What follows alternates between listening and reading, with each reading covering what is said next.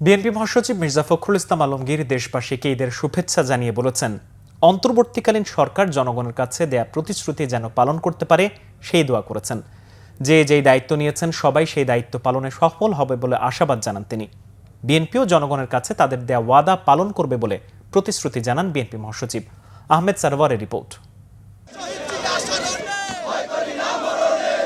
আওয়ামী লীগ সরকারের পতনের ফলে দীর্ঘ ১৫ বছর পর এই প্রথম নির্ঝঞ্ঝাট ঈদ পালন করছে বিএনপি। দিনটি উপলক্ষে সকালে দলের প্রতিষ্ঠাতা শহীদ রাষ্ট্রপতি জিয়াউর রহমানের মাজারে যান বিএনপি মহাসচিব সহ দলের স্থায়ী কমিটির নেতা এবং বিভিন্ন পর্যায়ের নেতাকর্মীরা। এ সময় জিয়ার মাজারে ফুলেল শ্রদ্ধা জানান। তাঁর রুহের মাগফিরাত কামনায় ফাতিহা পাঠ করা হয় এবং মোনাজাত করা হয়। পরে সাংবাদিকদের সাথে আলাপকালে বিএনপি মহাসচিব বলেন, দীর্ঘ ১৫ বছর পর আনন্দঘন পরিবেশে ঈদ উদযাপন করছে বিএনপি নেতাকর্মীরা। এজন্য মহান আল্লাহর দরবারে শুকরিয়া জানান তিনি। এবার আমরা মুক্ত পরিবেশে একটা আনন্দময় পরিবেশে আমরা ঈদ পালন করছি।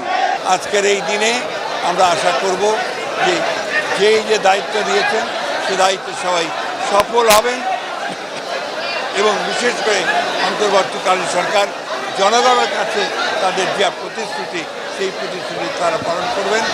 আমরা আমাদের দলের পক্ষ থেকেও আমরা অবশ্যই সেই প্রতিশ্রুতি পালন করব বলে আমরা শপথ নিয়েছি। এদিকে ছিন্নমূল মানুষের জন্য ঈদের আনন্দ উদযাপনে এক অনুষ্ঠানের আয়োজন করে বিএনপি ঢাকা মহানগর দক্ষিণ। এতে যোগ দেন বিএনপি স্থায়ী কমিটির সদস্য মির্জা আব্বাস। এ সময় তিনি এমন অনুষ্ঠান আয়োজনের জন্য ঢাকা মহানগর দক্ষিণ বিএনপিকে ধন্যবাদ জানান। পরে সাংবাদিকদের বলেন, বিগত দিনগুলোতে বিএনপি নেতাকর্মীদের জন্য ঈদ ছিল ছিন্নমূল মানুষের মতো। কোথায় থেকেছে, কোথায় খেয়েছে তার কোনো ঠিক ঠিকানা ছিল না। এবারে ঈদটা একটু ব্যতিক্রম।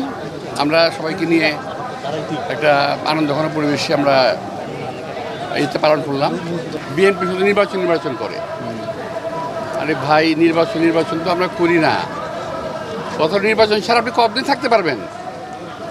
আমরা কতদিন নির্বাচন ছাড়া এই দেশটাকে রাখতে পারবো? সুতরাং নির্বাচন তো হতেই হবে। আহমেদ সারওয়ার, বাংলা ভিশন, ঢাকা।